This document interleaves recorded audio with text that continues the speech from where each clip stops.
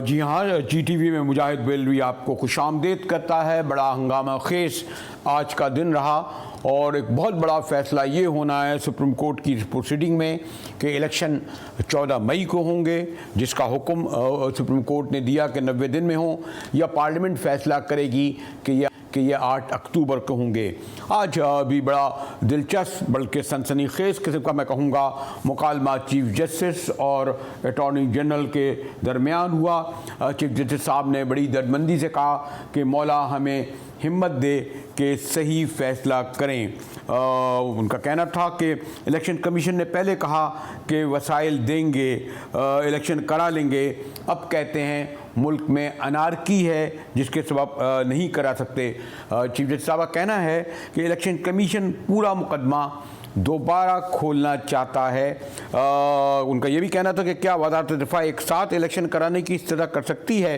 उन्होंने कहा कि टीवी पर देखा है कि वज़रा कहते हैं कि हम जी इलेक्शन नहीं कराएंगे। चीफ जस्टिस साहब की ये कहते हुए ज़रा लगता है कि बरहमी तो नहीं कहूँगा, लेकिन उन्होंने बहुत ही संजीदगी से कहा इस मामले के नताइज गैर मुल्की गैर मामूली हो सकते हैं। चीफ जस्टिस ने जहां फाइनेंस यानी ख़जाना के हवाले से बात की, वहाँ दहशतगर्दी के हवाले से जो एक सबब बताती है KP गवर्नमेंट के इलेक्शन नहीं हो सकते और वजारत दफ़ा और हुकूमत कह सकती है। इस पर चीफ जस्टिस ने कहा कि मुल्क में दहशतगर्दी जो है 1992 से जारी है। 2002 में भी 3 में भी इलेक्शन हुए, 2008 में भी हुए, 2013 में भी हुए और 2018 में हुए। हत्ता कि उन्होंने कहा एक प्राइम मिनिस्टर यानी 2007 में तो बेनज़ीर भुट्टो को शहीद तो भी कर दिया गया था। फिर एक और सीनियर जज ने सवाल उठाया कि वफाकी हुकूमत आर्टिकल 245 का इख्तियार क्यों इस्तेमाल नहीं कर रही। फिर यानी ये भी एक ब्रेकिंग न्यूज़ थी हमारी कि अटॉर्नी जनरल का कहना था कि मेरी दरख्वास्त पर DD मिलिट्री ऑपरेशंस ने ब्रीफिंग दी। इस पर ये उन्हें कहना पड़ा कि जनाब इस हवाले से जी हमारा भी एक किरदार है। मेरे साथ साबिक अटॉर्नी जनरल मुमताज़ माहिर क़ानून मोहतरम अशतर औसाफ अली साहब हैं। शुक्रिया अशतर साहब। मुझे इल्म है कि रमज़ान का महीना पहले तो आज काफ़ी मुझे लुत्फ़ दिया। ग़ालिबन पाकिस्तान की तारीख़ में कम ही ऐसा मौका हुआ होगा कि एक चीफ जस्टिस कमोबेश 2 घंटे तक टेलीविज़न पर लाइव बग़ैर कोई स्टार नहीं हुआ आते रहे। है ना एंजॉयमेंट की बात वैसे। मैं अनफॉर्चुनेटली मुझे पता नहीं था, मैं देख नहीं सकता, but I'm sure बड़ी कॉम्पिटिटिव बात करूँगी। मैं ये कह रहा था कि ग़ालिबन चले इतनी तो वो तो दिया, पहले कहते थे जज जो है फैसलों बोलते हैं, लेकिन आज माशाल्लाह लाइव 2 घंटे तक वो आए और बड़े अच्छे इरशादात फरमा रहे थे। खैर कुछ सवाल मेरे थे जो बाद में कर लूँगा, लेकिन इस वक्त तो खैर ये जो केस है बहुत ही हंगामा खेस है और ये फैसला होना है कि 14 मई को इलेक्शन हो या 8 अक्टूबर को। कौम तकसीम है, पार्टियां तकसीम है, बारे तकसीम है, जज तकसीम है, एक वसवसे आ रहे हैं, चापें सुनाई दे रही हैं। आपके ख्याल में बिल्कुल टर्निंग पॉइंट आ गया है, ख़तरनाक मोड़ है? मैं इसको टर्निंग पॉइंट तो शायद आप जरूर इसको टर्निंग पॉइंट कहिए, मैं इसको डिफाइनिंग मोमेंट कहूँगा। डिफाइनिंग मोमेंट से मेरी मुराद क्या है कि ये वो वक्त है जो आपके फ्यूचर कोर्स को डिटरमिन करेगा कैसे। ये इम्तिहान असल में पूरी कौम के अलावा कौम के वो मुख्तदर लोगों का इम्तिहान है जो कि पॉलिटिशियंस हैं, जो कि जजेस हैं, जो कि कानूनदान हैं, जो कि इंडस्ट्री चलाते हैं, जो कि इस मुल्क की मैशत के पिलर्स हैं। आपका भी इम्तिहान। सहाफ़ी भाई जो हैं, बहनें जो हैं, ये किस तरीके से इस काम को आगे देखते हैं, इसको आगे लेके चल रहे हैं। ये सारा सिलसिला शुरू कैसे हुआ, हम थोड़ा पीछे जाना पड़ेगा, इसके शराहत की जरूरत नहीं। ये पॉलिटिक्स जो है ये पावर गेम। हर पॉलिटिशियन जो है ये आपको ऐवान वज़ीर आज़म पूरा जोर लगाते हैं, वो हर तरीके से तमाम से वोट हासिल करने की कोशिश करते। इस क्वेस्ट में आपने देखा कि एक कोalition गवर्नमेंट बनी और इमरान खान साहब के सामने इमरान खान साहब उस कोalition का एतमाद खो बैठे और एक आदमी एतमाद की के बाद जब ये सब हुआ तो वहां से हंगामे शुरू, और ये हंगामे जो हैं ये देखे, आप नामबाज भी देखे, आपने तोड़ फोड़ देखी, और सबसे बुरी बात जो मुझे नजर वो है दशनाम तराजी, एक दूसरे को बुरा भला कहना, गालियां देना और एक दूसरे के साथ मिट के बैठने की बात करने से भी इनकार कर। सो ये असल में तो ये सब तरह से है कि फुकदान है टॉलरेंस का। लेकिन अशरफ भाई, सियासतदानों का तो वतीरा है, लेकिन ये बारों बेंचों में क्यों आ गया दुश्मन तराजी और इल्ज़ाम तराशी, और जो हमेशा ज़रा पहले बारें भी एक होती थी, जजेस भी इस तरीके से खुलकर इख्तलाफ नहीं किया करते थे। असल मसला ये है ना, अगर मैं कहूँ आपके हवाले से जो मैं गुफ्तगू करना चाहता हूँ। जी, मैं बात करूँ कि इतना बार मावराए हम सब इसी हम कोई आइलैंड्स नहीं, हम इंसुलेटेड नहीं, हम लाख कहें हम इन्फ्लुएंस नहीं होते जो मीडिया टॉक होती है, जो लोगों की मीडिया के ऊपर चल रहा है, ये गलत बात होगी कि हम इन चीजों से मांग रहे हैं। हम सब इफेक्ट होते हैं, और इसमें इस जो आप इफेक्ट हो रहे हैं उसको बहुत बड़ा हिस्सा। जब मुल्क खुशहाल होता है तो फिर इस तरह की बातें जो है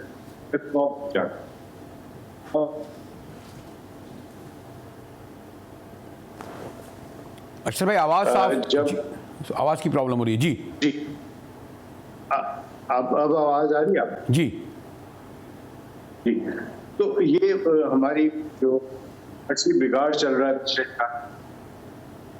और IMF के साथ वायदा किया, उसको वायलेट किया,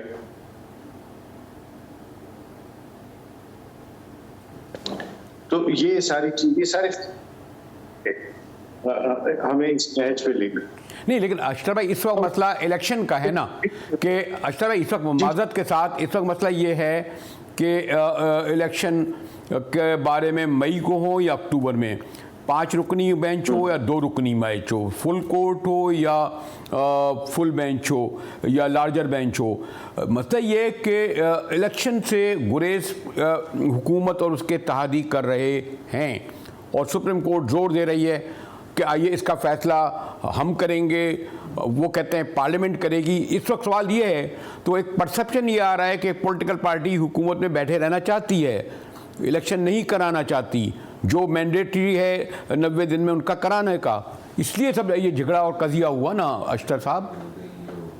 देखिए, मैं बताऊँ, आप 3-4 बातें रखिए।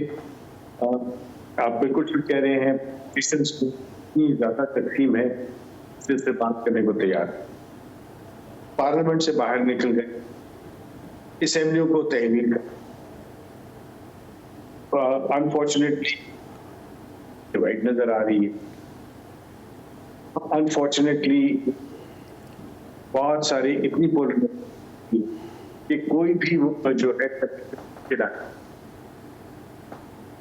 मेरी गुजारिश सबसे ये कि रिपोर्ट बिठा दीजिए।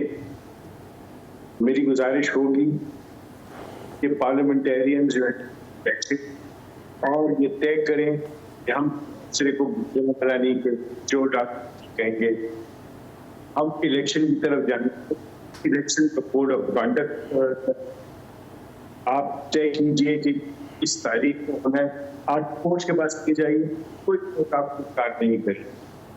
ये पॉलिटिकल क्वेश्चंस हैं, नहीं है। अगर लीगल क्वेश्चन का जवाब तो आइन में ही, लेकिन क्या आज हम 90 दिन ग्राउंड नहीं बैठे? जब तुर्की में इलेक्शन हो सकते हैं जल्जले के बावजूद, महंगाई भी वहाँ बहुत है, फिर भी वहाँ कोई इस तरह नहीं बन रहा। यहाँ कह रहे हैं खजाना खाली है, सिक्योरिटी का मसला है। ये जो इलेक्शन के हवाले से बहाने बनाए जा रहे हैं ना मुलतवी करने। नहीं, मैं नहीं समझता कि कोई बहाने हैं, और जो बहाने बनाते हैं वो इलेक्शन क्या जो पिछला है 19 में कामयाब नहीं होता। बहाने बनने की बात नहीं। बात यह है कि जमीनी हकायक क्या है, और जमीनी हकायक वही जानते हैं जिनके पास पर्स है, जिनके पास सिक्योरिटी के मामला हैं। बहुत सारी चीजें जो है वो टेलीविजन पे नहीं जा सकती, लेकिन ये हकीकत है कि हम ऐसी सिचुएशन में जो पहले कभी भी नहीं। तो इन सब चीजों को देखना बहुत जरूरी है, और मैं नहीं समझता कि इसमें कोई बदनीयती का एलिमेंट है। नहीं तो किसी एक की तो बदनीयती है, या तो फिर सुप्रीम कोर्ट की बदनीयती होगी या फिर हुकूमत की होगी। देखिए, सुप्रीम कोर्ट की बदनीयती मैं इसलिए नहीं कहूंगा कि जो उनको आप ट्वीट करेंगे, जो आप उनको बताएंगे के मुताबिक होगा। और अगर आप उनके सामने बताएंगे कि क्या सिचुएशन है और why we should not be spending this money over and over again, बार बार हम क्यों ये सारे इकरार चाहते हैं जबकि हमारे पास बहुत सारे कमिटमेंट्स है पूरी करने को। तो लाजमी तौर पे वो जो है सारा उसके, लेकिन होता ये है कि जब कोई काम सही तरीके से न किया जा रहा तो फिर शिकों को शबहात होते हैं, और वो ट्रस्ट डेफिसिट इसलिए आता है कि हम एक दूसरे से बात करने को तैयार नहीं। अगर हम एक दूसरे से बात करेंगे तो मुझे यकीन है कि जो है बदल करे, और हम इसकी बात न कर रहे हैं। मैं ये दरख्वास्त कर रहा था, चले मैं गालिबन बहाने का लफ्ज़ भी गलत है या नियत का, बल्कि एक मेरा ख्याल ये है कि एक बहुत ही माइंड सेट पर शायद अब चलना शुरू हो गई है पार्लियामेंट भी और हमारे चीफ साहब भी। जी देखिए, बात यह है कि जो डायलॉग से बेहतर कोई चीज़ नहीं होती है। अदालत में भी जब हम जाते हैं तो हम मुकालमा होता है ना कोर्ट के साथ, और आप किसी की तर्जुमानी कर रहे होते हैं। इसी तरह पार्लियामेंट में भी मुकालमा होता है, वहाँ पे भी आप तर्जुमानी कर रहे होते हैं लोगों की जिनको आप रिप्रेजेंट कर रहे हैं। ऑपोजिशन वाले अपने लोगों की तर्जुमानी कर रहे होते हैं, और वो एक डायलॉग जो है वही एक सिविल तरीका है बातों को आगे लेके जाने का। और माइंडसेट सिर्फ यही होना चाहिए कि हम अफहाम व तफहीम के साथ, रवादारी के साथ, मुनासिब अल्फाज के चुनाव के साथ इस मुल्क को आगे लेके चलें, क्योंकि ये मुल्क है तो इंतखाबात हैं, ये मुल्क की इस्तेकाम है तो अच्छे इंतखाबात होंगे, पुरअमन इंतखाबात होंगे। अगर इंतखाबात ही में शर आ जाए तो फिर वो मुझे बताइए क्या ये मुल्क के लिए अच्छा होगा। सो जल्दबाजी में या जज्बाती बातों में आकर के हमें इस तरह की कोई अमल नहीं करने चाहिए। ये मौका है, जैसा मैंने पहले अर्ज किया, डिफाइनिंग मोमेंट है, यहीं से आप रास्ता मुतय्यन करेंगे। तो फुल कोर्ट की बात इसलिए कर रहा था कि आने वाले दिनों में जो कुछ भी यहाँ पे फैसले होंगे वो फिर फुल कोर्ट ही चेंज कर सकेगा। अदरवाइज 3 जजेस का फैसला जो है वो, जब आपकी कोर्ट 17 जजेस पर मुश्तमिल है, जिसमें इस वक्त 2 मौजूद नहीं है क्योंकि वो लगाए नहीं गए, तो वो तो बड़े आराम से उसको ख़त्म किया जा सकेगा। सो फुल कोर्ट हो, पार्लियामेंट में सारे पॉलिटिशियंस जो असेंबली से बाहर निकल गए वो भी बैठे हैं, they need to sit down. क्यों नहीं? मैं बताऊं आपको, इसका एक बड़ा आसान तरीका है। इसका तरीका ये है कि आप नेशनल असेंबली को कमेटी में चेंज कर दें, उस पर रूल में लिखा हुआ है। जब वो कमेटी बन जाएगी, committee of the whole house, तो सब लोग उसमें बैठ के अपनी अपनी बातें कर सकेंगे, सब रिकॉर्ड हो के आएंगी, सब खुल के बात करेंगे। दरवाजा बंद कर लीजिए और उस वक्त बाहर निकलें जब आप कोई फैसला कर लें। लेकिन अख्तर साहब, मसला ये है अख्तर साहब, मतलब ये कि तारीख का आपकी ना मिसाली जजों की हमारी अदालतों की रही और ना सियासतदानों की। अदालतों की ये कि मैं फिर नहीं जाता जस्टिस मुनीर या जब जो लोग जो फैसले सब करते रहे, इंडोर्स करते रहे, आपकी चौधरी कोर्टें मुशर्रफ साहब तक को भी इसी तरह पार्लियामेंट जिस तरीके से तरामीम पास करती रही, सॉरी टू से जो तरामीम उनके हक़ में होती थी हमारी पार्टियां मिलकर, तो इसलिए फिर आ जाती है थर्ड फोर्थ। और आज भी मुझे बड़ा अफसोस से कहना ये पड़ेगा कि मैंने सुना कि चैम्बर में जो है हमारे बाकायदा मिलिट्री के अफसरान आए बैठे। ये ऐसी शायद मिसाइल मिलती है पहले क्या? जी, वो ऐसी अचंभे वाली बात नहीं, बिल्कुल मिलती है। जब भी कोई इस तरह की सिचुएशंस आई हैं, ब्रीफिंग दी गई। मैंने भी कोशिश की थी कि प्राइम मिनिस्टर और चीफ जस्टिस की मुलाकात हो और वो चली, और वो अगर वहाँ पे ये एक अच्छी मिसाल बन जाती जहाँ पे ये सारे मामला जो हैं वो सही तरीके से चल सकते, लेकिन अनफॉर्चुनेटली वो नहीं हो सका। और ये कोई हम अलग अलग में जब कुछ मेरी स्पीचेस भी ऑन रिकॉर्ड हैं जिसमें मैंने ये कहा हुआ है कि ये जो हमने एक दूसरे के सामने जो पर्दे डाले हुए हैं, ये पर्दे सारे जो किए हुए हैं और पसे पर्दा काम करते हैं। क्यों हम पसे पर्दा काम करते हैं?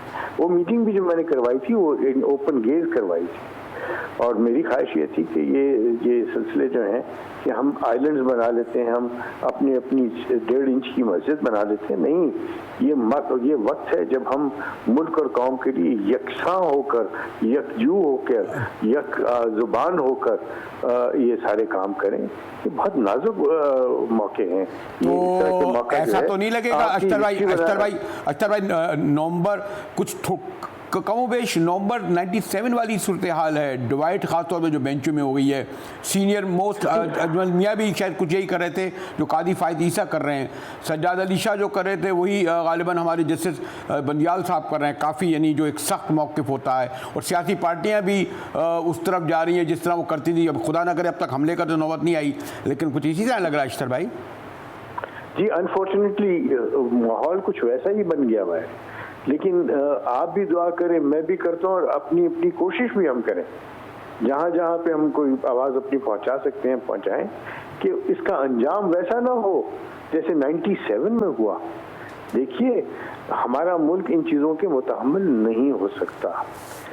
जब आप डोनर से बात कर रहे हैं, जब आप बात कर रहे हैं अपने मुल्क में जो फ्लड इफेक्टेड हैं उनको रिहैबिलिटेट करने के लिए, जब आप बात कर रहे हैं अपनी मईशत को रिहैबिलिटेट करने के लिए, और मुश्किल माहदों के ऊपर आप दस्तखत कर रहे हैं, क्योंकि जो आपका एक ट्रस्ट डेफिसिट आ गया हुआ है, जिस तरीके से पहले हुक्मरानों ने किया, IMF वगैरह जो है वो आपको ट्रस्ट करने को तैयार नहीं होते, क्योंकि वो तो गवर्नमेंट के साथ डील करते हैं, वो शक्लों के साथ थोड़ी डील करते हैं। कोई तो अगर मैं आपके तजर्बे की रोशनी में पूछूं बिल्कुल कंक्लूडिंग वर्ड, तो आपको अभी भी उम्मीद की किरण नज़र आ रही है कि ब्रेक थ्रू होगा और वो 97 क्या हुई जो कन्फ्रंटेशन की कैफियत डिफ्यूज़ होगी या होती नज़र आ रही है अब? जी, मैं पूरा पुरुम्मीद हूँ। मुझे बिल्कुल उम्मीद की किरण नहीं, मुझे उम्मीद की रोशनी नज़र आ रही है कि हम बहुत जल्द अगर हम एक दूसरे के साथ बैठ जाएं तो फैसला हो जाएगा, और ठीक फैसला होगा, और हम इस बहरान में से बाहर निकल आएंगे। शुक्रिया, नीयत साफ होनी चाहिए। शुक्रिया, बहुत बहुत शुक्रिया मोहतरम अशरफ साहब। मैंने कहा एक साबिक अटॉर्नी जनरल रहे, मुमताज़ माहिर कानून, और बड़ी अथॉरिटी है, बड़ा तजर्बा है। हमारे साथ रहिएगा, मिलते हैं एक ब्रेक के बाद।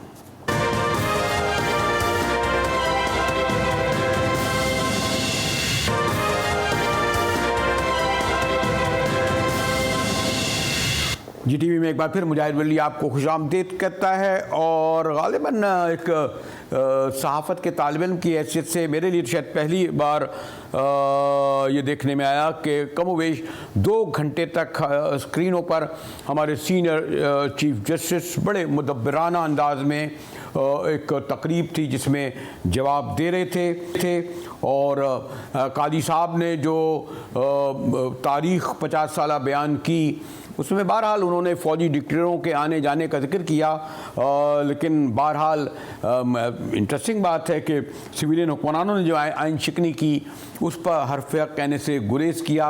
पीपल्स पार्टी के दौर में जो तरामीम हुई शायद वो याद नहीं रही, फिर नवंबर 97 का वाक़या भी याद नहीं रहा। हमारे साथ बड़े सीनियर सीजन्ड लॉयर और सुप्रीम साबिक सदर एहसन भवन साहब मौजूद हैं। शुक्रिया भवन साहब, काफ़ी दिनों बाद बात हो रही है, लेकिन मैं कोई 2-2.5 घंटे तक अपने सीनियर चीफ जज जस्टिस काजी फायद ईसा को बड़ा काबिल एहतराम है देखकर मैंने इंजॉय किया कि इस पूरे हंगामे में ये तो है कि अब हमारी स्क्रीनें बगैर ब्रेक के 2 घंटे तक उन्होंने दिया। आपने भी इस बात को इंजॉय किया होगा वैसे में, साहब क्या ख्याल है? मैं बिल्कुल एंजॉय किया और बड़ी अच्छी बात है, और मैं ये समझता हूँ कि ये हमारे सोसाइटी में हमारे जज साहिबान का ये होना चाहिए, उन्हें ख्यालात का इजहार करना चाहिए। इससे एक तो तमाम सोसाइटी के जो अपना ऊंच नीच है उसको समझने में हमें मदद मिलती है, और दूसरा ये कि मैं समझता हूँ कि आम जो दुनिया के प्रॉब्लम्स हैं और जो अपनी सोसाइटी में जो अपनी हिस्ट्री है उसको डिस्कस करने से बहुत सारी चीज़ों को समझने में मदद। लेकिन काबिल एहतराम एहसन भवन साहब, हिस्ट्री को जब बयान किया जाए, मैं तो बिल्कुल ही एक आपके कानून का, अदालत का, आइन का एक तालिब इल्म हूँ, तो हिस्ट्री को फिर मुकम्मल बताना चाहिए ना। आप हिस्ट्री जब ये बता रहे हैं कि अयूब खान किस तरह आया, ज़िया-उल हक किस तरह आया, तो ये भी तो उन्हें कहना था कि जी खुद हमारे इलेक्टेड प्राइम मिनिस्टर ने जो आइन में तरामीम करी थी, और जिस तरीके से आपको याद होगा कि 16 अराकीन असम्बली को बाहर फेंक दिया गया था, मिनटों में होता है, ज़रा उसका भी जिक्र कर देते ताकि मौजूदा जो सिविलियन हुक्मरान इससे सबक हासिल करते। ज़रा भुट्टो साहब की जो मैंने बाद में जो कैदियों लोगों को नज़रबंदियाँ की, जो सियासी कैदियों के साथ किया, कोई अच्छा दौर तो नहीं था। बाद में भी जो मैं पीपल्स पार्टी के और नवाज शरीफ के दौर पर नहीं आऊँगा, तो मैं देख रहा था कि जहाँ जहाँ वो पीरियड आ रहा था उससे उन्होंने गुरेज किया। मैं आपको अर्ज करूँ, बात यह है कि ये पार्टियाँ अभी हमारी पॉलिटिक्स में मौजूद हैं, और ये एक बड़ा सेंसिटिव इशू है, और ख़ास तौर पे जिस सोसाइटी में हम रह रहे हैं वहाँ एक दूसरे पे कीचड़ उछालना 1 मिनट की बात है, मैं जो अर्ज करना लगा हूँ। इसलिए आप ये देखिएगा कि मैं समझता हूँ कि उन्होंने बड़ा मुहतात रवैया, यहाँ तो उस दिन वो आइन की गोल्डन जुबली पे गए तो यहाँ बहुत सारे नाकदीन ने कहा कि जी नहीं जाना चाहिए, हालांकि वो एक कन्वेंशन था, और कन्वेंशन में अगर पूरे सुप्रीम कोर्ट के जज साहिबान को उन्होंने दावत दी हुई थी, तो अगर जनाब काजी साहब चले गए तो मैं समझता हूँ इसमें कोई बुराई नहीं। वो बिल्कुल कतई बुराई नहीं थी, लेकिन एक तकरीब होती है, मुझे नहीं मालूम किन लोगों ने ऑर्गेनाइज की थी, 2 घंटे तक तकरीब रही, और हमारे बड़े सेंसिटिव होते हैं कमर्शियल के सिलसिले में चैनल, 2 घंटे तक इसलिए दिखाते रहे पॉलिसी के तहत शायद उन्हें सूट कर रही थी ये सिचुएशन, वरना आपको इल्म है कि आप बारों से और बेंचों से कितनी खौफजदा होती हैं हमारे वो इदारे या वो लोग जो हमारे चैनलों को कंट्रोल करते हैं या उसको बड़ा नज़र रखते हैं उन पर। मैं आपको अर्ज करूं बरेलवी साहब, आप चूंकि बड़े भाई हैं, ये बॉर्डर के दूसरी तरफ मुझे कई दफ़ा जाने का इत्तेफाक हुआ बाहर के इंटरेक्शन के वाले। तो जब हमारी शाम को जो गैदरिंग होती थी और जो गपशप खाने वगैरह होते थे उसमें, और इवन उनकी म्यूज़िकल इवनिंग जो हैं उनमें तमाम जज साहिबान जो है वो इंडिया वो पार्टिसिपेट करते थे रात 12 बजे, 1 बजे, 2 बजे तक, और उसके बाद वहाँ 10 बजे का कोर्ट टाइम है। उसके बाद सुबह वो आपके अपने कानून के मुताबिक जो है वो केस अटेंड करते थे। लेकिन आपके यहाँ आप पड़ोसी मुल्क जब देते तो वहाँ आइन और कानून के साथ एक खलवाड़ भी नहीं हुआ जो आपके यहाँ हुआ। आपके यहाँ तो सरजमीन बेआइन रही है दहाइयों तक, मुतलक़ान फौजी हुकूमत करते रहे। आप वो उनकी यानी वो हमारा दुश्मन मुल्क है, उन्होंने क्या क्या नहीं किया, हो सकता है आइन की ऐसी उनकी रिवायत हो, लेकिन खैर उसमें मैं नहीं जाऊँगा कि उसकी तफसील में। लेकिन सॉरी टू से पाकिस्तान की कोई ऐसी मिसालिया तारीख नहीं है कि जिसमें जजेस, बारें, बेंचेस, सियासतदान जो हैं वो उनको नॉर्मल अंदाज में लिया जाए। मैं आपको बताऊं, आप अगर नॉर्मल बिहेवियर के साथ चीज़ों को डाइल्यूट करने की कोशिश करें तो आहिस्ता आहिस्ता आहिस्ता आहिस्ता चीज़ों की बुनियाद रखने की ज़रूरत होती है। और मैं ये समझता हूँ कि यहाँ जजेस का इन आइसोलेशन रहना उनमें एक अजीब सी कैफियत पैदा कर देता है। और आप समझते हैं कि एक इंसान जो जिसकी इंस्टिंक्ट में है ये सारी चीज़ें, वो उसको जब किसी कंपल्शन के तौर पे दूर रखा जाता है तो वो एक बीमारी का एलिमेंट लेके पर्सनैलिटी ग्रो करती है। चले आप अगर आप कहते हैं तो वाकई ये खुशाइन बात है कि जजेस हजरात को और हो सकता है बांचों को भी हमारे स्क्रीनों पर इतनी ही देर बगैर किसी वक्फे के दिखाया जाता है। शुक्रिया एहसन भवन साहब हमारे साथ थे। एहसन भवन साहब सुप्रीम कोर्ट बार प्रेसिडेंट। और मैंने बहरहाल सवाल ये थोड़ा सा उठाने की जिसारत की थी कादी फ़ायद ईसा साहब जो 50 साल तारीख़ बता रहे थे, उसमें वक्फा आता रहा, मुकम्मल तारीख़ सामने नहीं आई। हमारे साथ रहिएगा, मिलते हैं एक ब्रेक के बाद।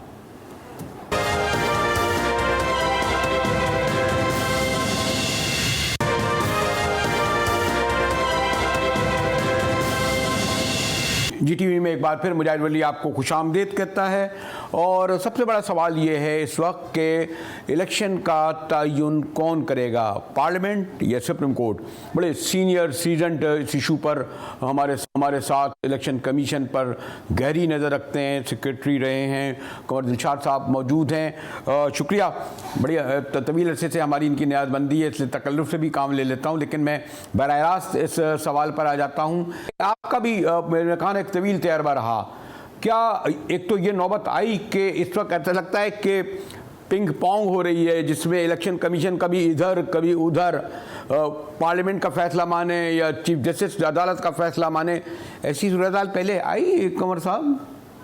नहीं, असूली तौर पर ये पाकिस्तान की इंतखाबी तारीख में पहली मरतबा ऐसा बुरहान पैदा हुआ है।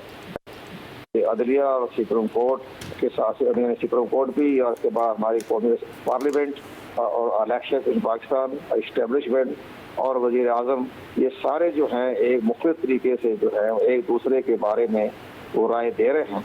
लेकिन सबसे बड़ी अहम बात यह है कि जो सुप्रीम इदारा जो है वो है हमारी पार्लियामेंट, और पार्लियामेंट जो फैसला करेगी वो सबके लिए लाजमी मैंडेटरी है उसको तस्लीम करना। कंवर साहब ये भी तो है ना कि पार्लियामेंट तो कोई भी नहीं चाहती ना कि वो तो चाहते हैं 5 साल क्या है और 5 साल उन्हें आगे मिल जाएं, कोई भी ये नहीं चाहता कि वो मुद्दत से पहले जाए। तो ये तो फिर कौन तयन करेगा कि नहीं साहब आप ज़िमनी इलेक्शन हो गए 90 दिन में आपको कराने, 5 साल हो गए आपको कराने।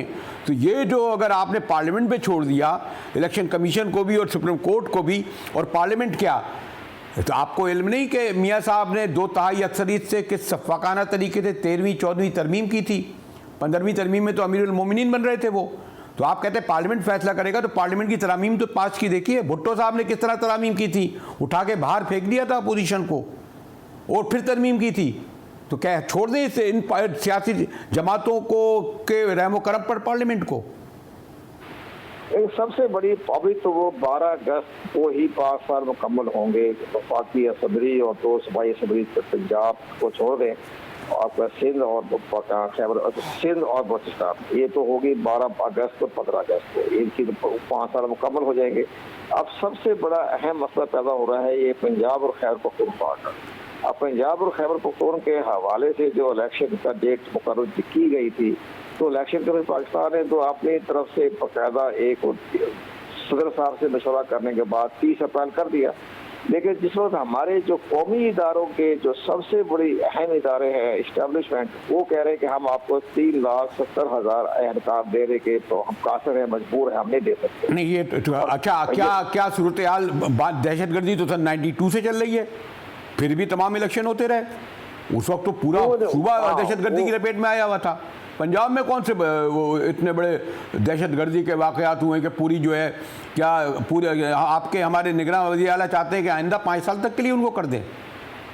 नहीं, निगरान वज़ीर आला तो जब तक ये जब चंद महीनों की बात है, उसके बाद तो गवर्नमेंट का इलेक्शन होना ही नहीं। जब इलेक्शन कमीशन ने 8 अक्टूबर की डेट पर कर दी थी अपने इख्तियारात को इस्तेमाल करते हुए, तो सुप्रीम कोर्ट ऑफ पाकिस्तान ने जब आपने मुदाखलत की और उन्होंने इलेक्शन कमीशन को ऑर्डर को जो है काज़म करार दे दिया, तो हमें समझ नहीं आ रही कि एक दूसरे के आईनी इदारे जो हैं अपने ऑर्डर को अगर आप काज़म करार देंगे तो चलेगा कैसे सिस्टम? क्या आपके ख्याल में इलेक्शन कमीशन मुकम्मल तौर पर ताबे है पार्लियामेंट के, प्राइम मिनिस्टर के? प्राइम मिनिस्टर तय करेंगे कि या हुकूमती इत्तेहादी इस तारीख को इलेक्शन हो, इस तारीख को नहीं हो, इस तारीख को मुलतवी हो, इस तारीख को करें?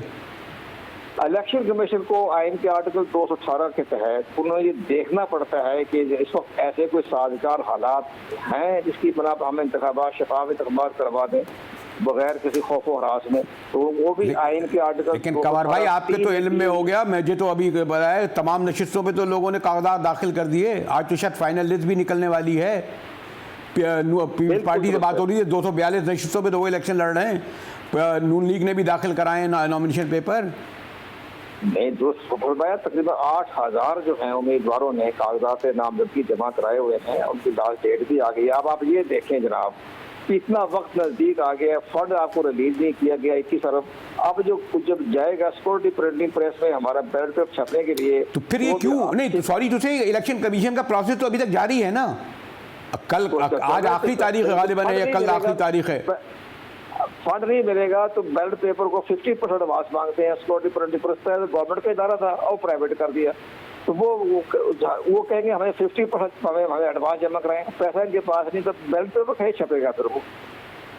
तो ये सारे बड़े गंभीर मसाइल पैदा हो गए ना, तो बैठ के तय करने भी 8 अक्टूबर आया इंतखाब करवा रहे, तो चीफ जस्टिस पाकिस्तान को 8 अक्टूबर से पहले इंतखाबात करवाने के बाद 90 दिन की बरसरी क्यों बजाई जा रही है? ठीक है कंवर दिलशाद साहब, शुक्रिया। मुझे कहा जा रहा है कि मैं प्रोग्राम को इख्तिताम तक ले जाऊं और इसी के साथ ही क्योंकि मैंने कहा ना कि कैमरे के पीछे से कहा गया है, GTV से मुजाहिद बेलवी को इजाज़त दीजिए।